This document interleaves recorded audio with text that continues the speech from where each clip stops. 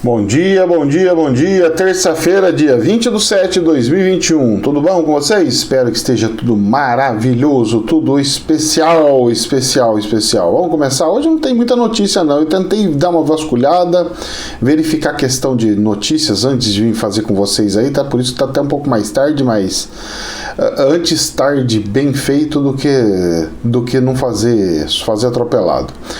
Bom, meus queridos, o negócio é o seguinte: ontem nós tivemos uma alta brutal do dólar, infelizmente.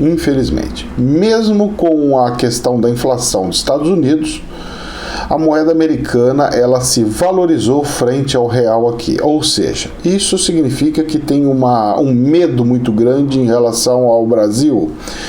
Um medo muito grande de acontecer alguma coisa aqui. Mas por que, professor? Se a pandemia está acontecendo agora lá no lado oriental, nós estamos vendo índices de números, coisas, até de Japão, que pode correr até risco lá.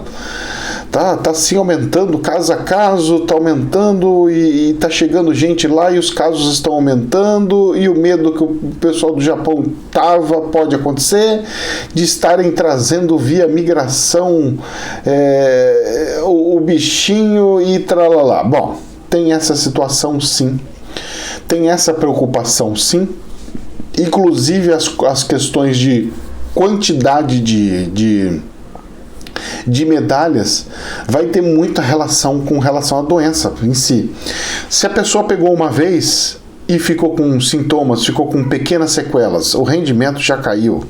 Então, muita coisa vai mudar. Quem era super bom em alguma coisa do esporte já não vai ser tanto e nós vamos ter uma muvuca danada em cima disso daí. Bom, além disso, a Europa ontem deu uma queda violentíssima das ações. Eu nunca vi um negócio daquele. Eu só vi quando deu a primeira crise do corona, que as bolsas todas despencaram. Eu nunca tinha visto mais daquilo.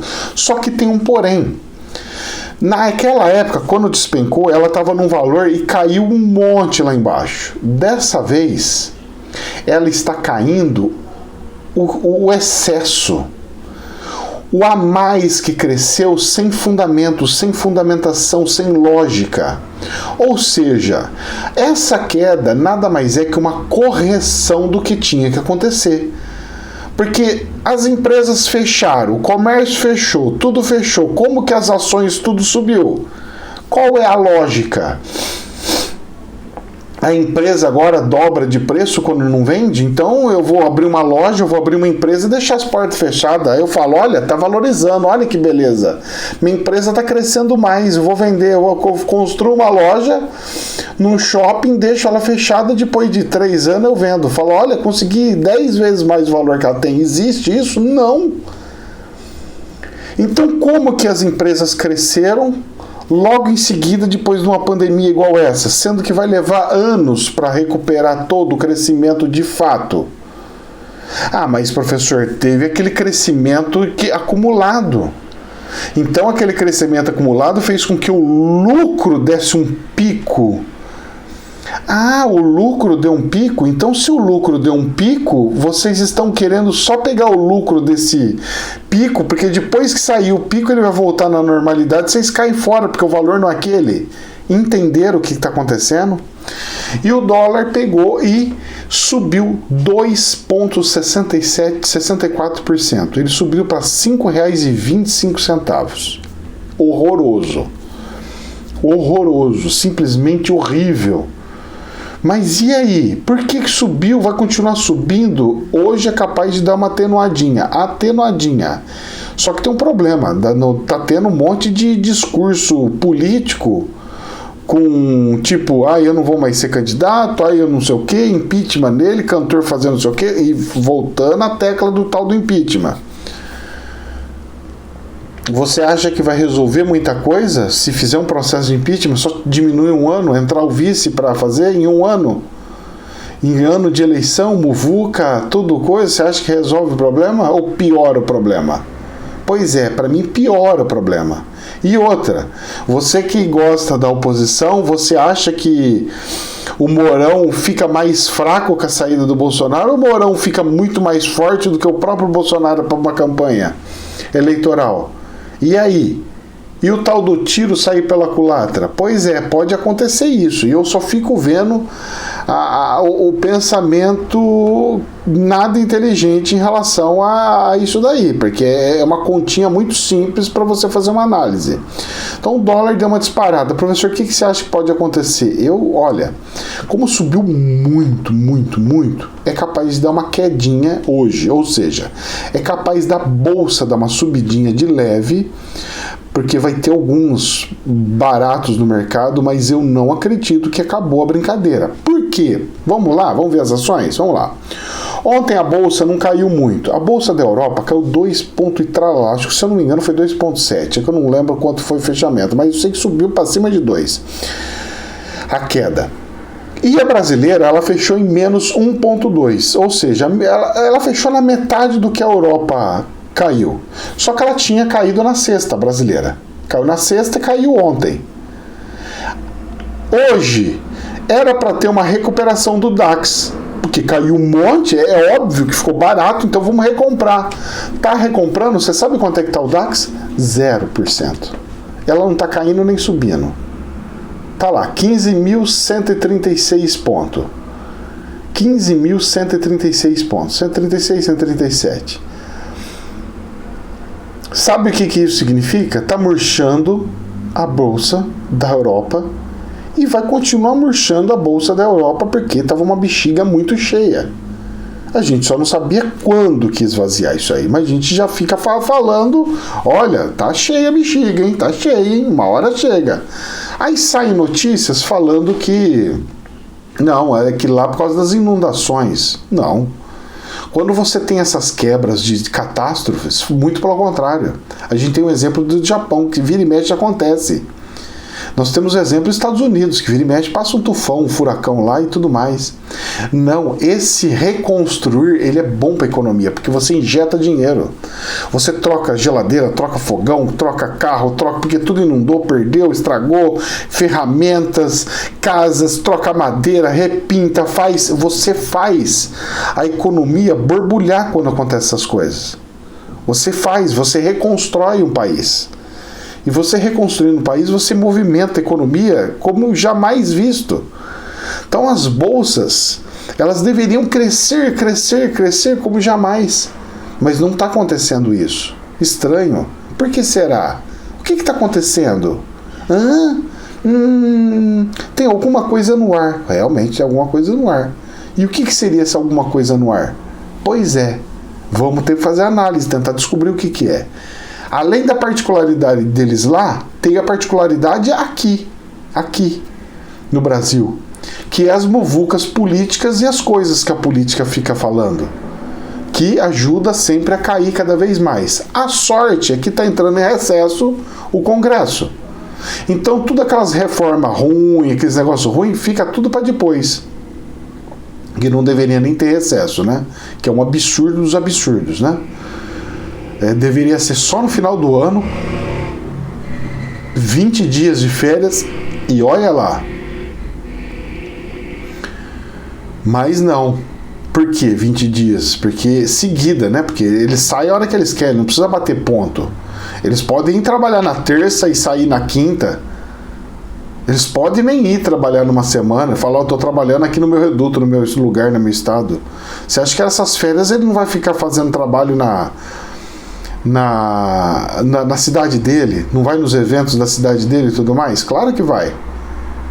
Então são essas situações, essas nuances que a gente tem que ficar de olho aí, certo? Que nós temos que ficar bem de olho, bem de olho. Bom, e a bolsa, professor? Eu acho que ela caiu muito pouco ontem. Caiu pouco, professor? Você acha que caiu pouco? Eu acho que ela caiu pouco. Eu acho que ela tem fôlego para cair mais uns... tem fôlego para ficar em 122 mil pontos aí. Ela tem fôlego para dar uma desabada mais ainda. Será? Ela tem esse fôlego. Não é possível, mas só que se ela cair isso daí, ela vai fazer uma pressão boa em relação a... Ela vai fazer uma pressão boa em relação ao dólar. E o dólar tá perigoso, porque a subida do dólar ontem, o dobro do que caiu a bolsa, não é nada sadio. Não é nada sadio. Porque saiu os investidores estrangeiros e não tá entrando a pessoa física. E aí que eu quero ver. Eu quero analisar isso daí. Eu vou ficar acompanhando isso. Eu quero ver de perto isso. Tem algumas ações que tá muito barata, mas muito barata mesmo. De falar assim, olha, tá promoção, bacia, quais são? Isso aí vocês têm que pesquisar. Porque se eu falar, vocês entram, culpado sou eu, e eu não sou agente de venda disso daí. Nem posso indicar quais compra, quais vendem. Somente quem é cadastrado na Bovespa, tem que ter os cursos específicos deles lá e tudo mais. Infomoney. CVM começa a debater revisão do critério de investidor qualificado. Valor poderia cair de R$ 1 milhão para 627 mil em aplicações financeiras.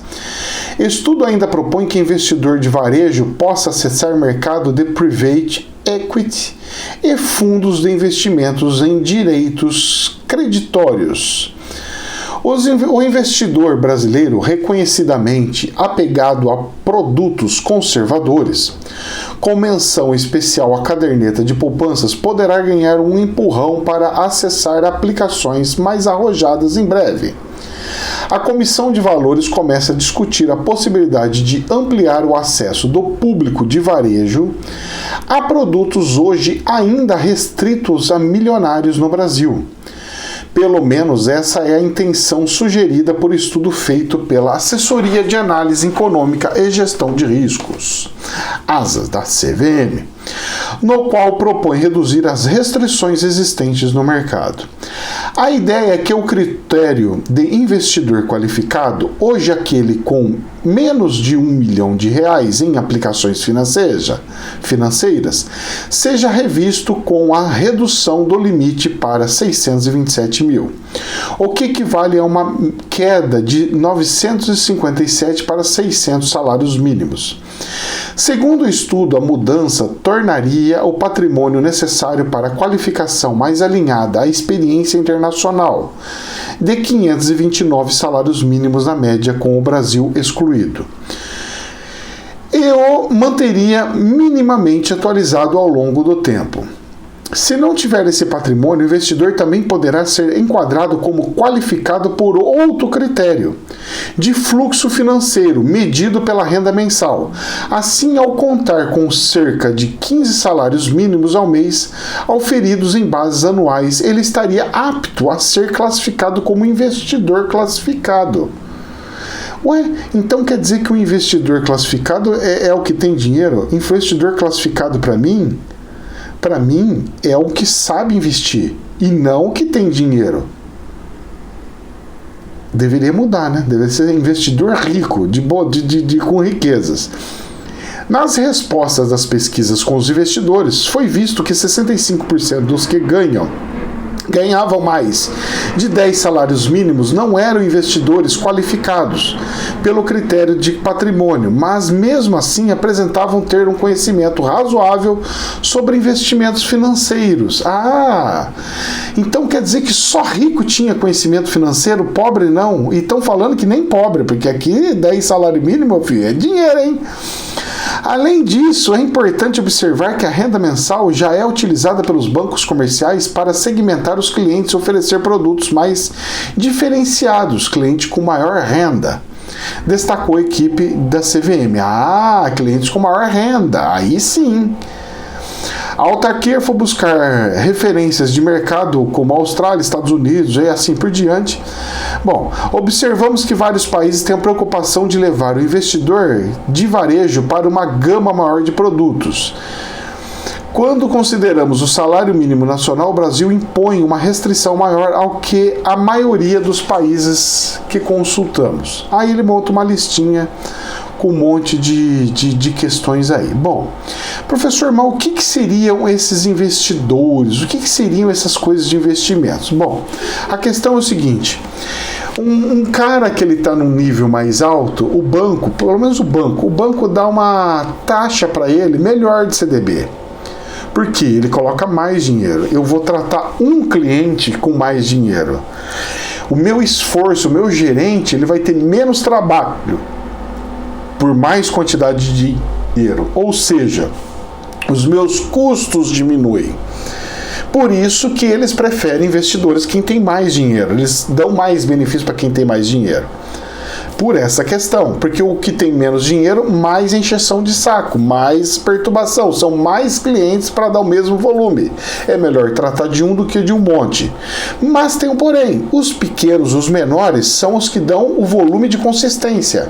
Se sai um, não quebra as pernas, porque sai um pedacinho pequenininho, não sai um pedação grandão. Então também tem isso daí. Então tudo tem os prós e tem os contras. Agora, a CVM, ela dá algumas coisas, benefícios como investidor. Tipo, os investidores têm algumas regalias como home broker, não sei do que, tem acessos a outras coisas, fundos de investimentos específicos e tudo mais. Mas por que isso, professor? Aí que está o detalhe. Por que faz isso? Exclusão? Onde se viu? Não. O que acontece é o seguinte. Existem investimentos de altíssimo risco. Então vamos lá, um exemplo. Nós temos opções, por exemplo. Opções. Se você entrar em opções para ganhar dinheiro, é um risco danado. Se você entrar em opções para proteção financeira, é perfeito, é um seguro. Então, o que acontece? Quando eles veem pessoas com muito dinheiro, eles sabem que essas pessoas que têm muito dinheiro, elas não ficam fazendo vida louca. Elas não fazem tudo de tudo para ficar rica de um dia para o outro. Porque elas já são ricas e elas querem manter o que ela tem e fazer crescer cadenciadamente. Então, na verdade, tudo isso é uma proteção para com os investidores, porque as pessoas gostam da vida louca. Aquele meu amigo que trabalha comigo, o sonho dele é, não, eu vou agora investir no Bitcoin tal, porque eu vi lá na reportagem que o cara comprou um pouquinho, passou 2 anos, o cara ficou milionário. Se ele conseguiu, por que eu não? Eu sou muito mais iluminado, abençoado por Deus. Claro que não falou assim, mas mais ou menos assim, que a banda toca. E as pessoas pensam assim, não, eu vou comprar aquela ação porque olha o valorzinho que ela tá, ela é bem baixinha, aí ela pode subir lá em cima. Eu falei, cara, não é assim que funciona. Às vezes uma ação que está custando 40, ela pode trazer muito mais rentabilidade do que uma pitiquinha. Mas como? Porque se uma grandona pegar e fizer um split, dobrar as ações, triplicar as ações, quintuplicar as ações, é como se você tivesse subido 50% se quintuplicou. Se fizer um split 1 por 5, quintuplicou seu dinheiro do dia para o outro. Não entende as coisas. Então, precisa ter o destravamento. Uma pessoa dessa é um perigo. Ela pode perder tudo que ela tem de um dia para o outro. É complicado o negócio, hein? Vamos lá, dando sequência aqui. Tem poucas matérias, mas vamos lá. Infomoney. Em discurso, Biden celebra crescimento dos Estados Unidos e vê inflação temporária. O líder também citou os recordes recentes no mercado dos acionários, embora tenha comentado que para ele não é o principal, e se observar no quadro. Então o Biden viu uma subidinha lá do crescimento dos Estados Unidos e já começou a festejar e falou que a inflação é temporária. Não, isso é temporária, fica tranquila. Vamos liberar mais um tanto aí de dinheiro aí que é temporária. E não é temporário. Essa inflação americana, ela não é temporária. Escuta o que eu estou falando. Essa subida não é temporária. E não é à toa que está subindo os minérios, as coisas. Porque eles estão classificados em dólar. Conforme a inflação está subindo em dólar, eles estão acompanhando a inflação. E por isso que está subindo em dólar. E aí vai de nós passar os americanos na valorização da moeda, que não aconteceu ontem, que ela afundou, né? Ontem a desvalorização foi gigante, então tem essas nuances aí. O Biden está fazendo populismo, mais um fazendo populismo. Infelizmente, os políticos precisam parar de fazer populismo.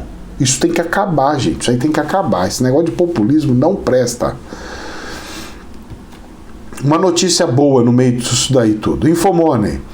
Bolsonaro diz que deve vetar aumento para o fundo eleitoral. Assim espero eu, assim torço e assim deve acontecer.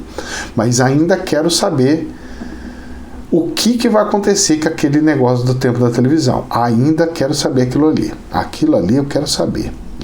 Eu quero saber. Vamos lá. Estadão. Após oposição falar em golpe, Lira vai às redes defender semipresidencialismo. O presidente da Câmara, Arthur Lira, foi às redes sociais nesta segunda-feira, ontem, para defender a proposta de emenda constitucional, PEC, que institui o semipresidencialismo no Brasil, depois de receber críticas da oposição, que viu na ideia uma manobra para fortalecer o Centrão. Lira destacou que a mudança de sistema de governo, se aprovada, só valeria para as eleições de 2026. A proposta figurou entre os assuntos mais comentados no Twitter nesta segunda, um dia depois do Estadão mostrar que Lira articula com aliados a mudança do sistema de governo por meio de uma PEC, e apresentou uma minuta do texto em reunião de líderes no último dia 13. Na prática, o deputado está disposto a esvaziar a pressão para autorizar o impeachment do presidente da República. Diante das críticas do PT e de outros partidos da esquerda, porém, o presidente da Câmara, que lidera o Centrão, decidiu sair em defesa da proposta. Acabamos com a vontade de um só, que votava ou não votava e que bem lhe aprovesse. Não mais. Acabou a época de projetos esquecidos nas gavetas. E o semipresidencialismo é mais um desses. Surgiu antes da crise atual, não é invenção minha. A PEC é uma autoria de deputado Samuel Moreira, que já começou a coletar assinaturas para a tramitação da proposta. São necessários 171. O sistema é presidencialista e a gente respeita isso. Mas para um mandado, nada impede você de partir para outro sistema, da mesma forma que estão discutindo como mudar o sistema eleitoral. Então, o que seria isso daí, professor? O que seria? Bom, existem várias regrinhas do semipresidencialismo. Seria mais ou menos o seguinte: iria instituir um primeiro-ministro, mas nomeado pelo presidente da República? Sim ou não, depende de como vão votar. Tem propostas que falam que o presidente da Câmara, o presidente do Senado, ele seria um primeiro-ministro. Ele seria o presidente mandando no Congresso. Mais ou menos isso. É ele que ia colocar. E não ia ser por votação interna entre eles, negociando. Vou colocar você, aí você me dá um jeitinho, você me dá não. Quem nomeia é o presidente da República. Quem dá ordem é o presidente da República. Então, é ele que vai nomear o primeiro-ministro. Seria isso. Agora, o primeiro-ministro também poderia ser votado. Então, depende muito das regras. Está muito aberto para a gente pegar e falar o que é o semipresidencialismo. O semipresidencialismo seria o seguinte: tirar os poderes, as responsabilidades do presidente e colocar em cima do chefe do Congresso, do primeiro-ministro, que é nomeado pelo presidente da República. Pode mudar isso. Então, seria mais ou menos assim: olha, eu sou presidente da República, eu tenho um vice. Mais ou menos assim. Eu vou dar uma explicação jocosa. Não é assim, mas para você entender, para facilitar. Então, eu, presidente da República, vou sair e fazer política. Eu preciso ver, conversar com os países, negociar coisas grandes, comércios daqui, comércio de lá.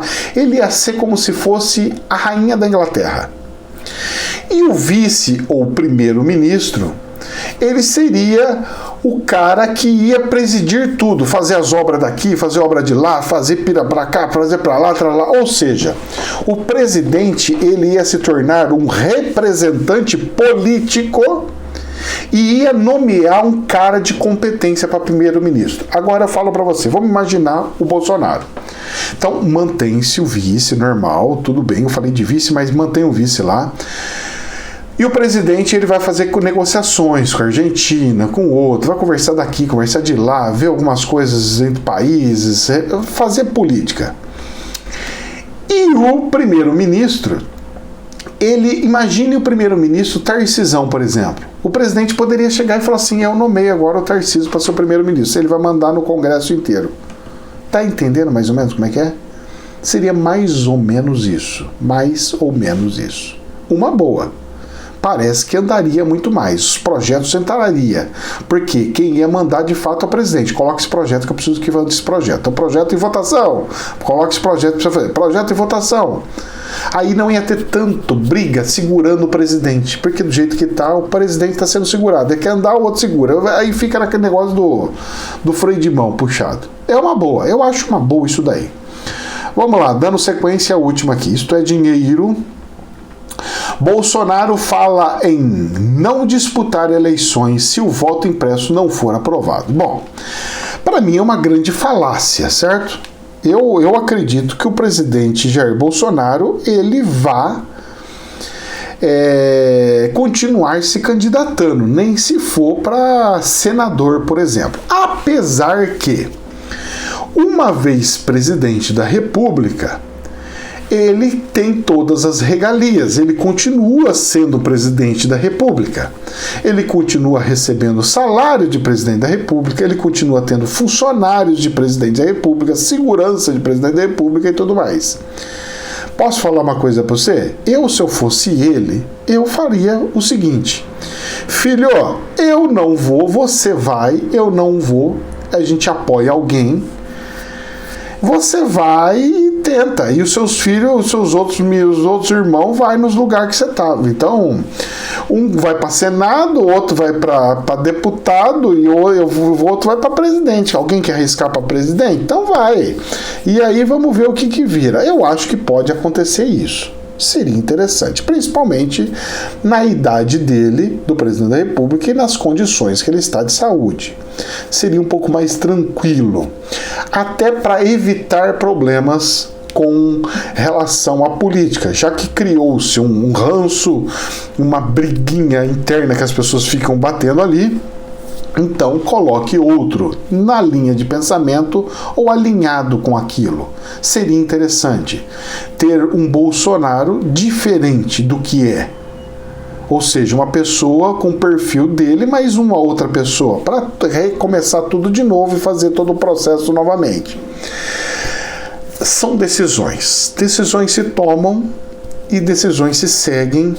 Eu acredito que a consciência do presidente esteja pesando bastante, que ele está vendo que a situação, ele vê muitos prós, ele fica muito feliz, ele fica muito enaltecido com a questão política, porque uma vez picado com o mosquitinho da política, meu filho, você vai gostar de política, você vai querer política todo dia.